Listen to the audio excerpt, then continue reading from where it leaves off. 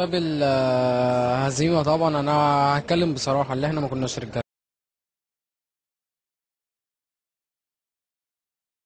النهارده انا كنت عمال اعيط، ومش بقول كده اللي انا كنت بعيط، انا بعيط عشان انا مصري، انا بعيط عشان انا مصري مش عشان المنتخب ولا عشان اي حد، لا انا بعيط بجد عشان انا مصري.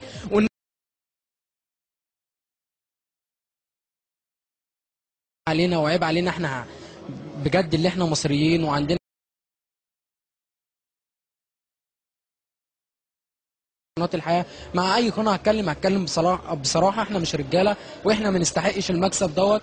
احنا بجد لو كان في شوية بنات بتلعب كانوا هيأدوا. يمكن بجد حسيت ان انا مش راجل، بجد ما عنديش النخوة بتاعت بلدي، في حيطة هيهدها. احنا مش رجالة واحنا ما أديناش النهاردة. واحنا لو كان في شوية بنات، 3 بنات بالظبط لو كانوا بيلعبوا كان هيبقى عندهم النخوة اللي انا بتكلم فيها ديت، اللي هم بجد كانوا يحبوا البلد ديت. احنا بجد احنا ما نستحقش المكسب.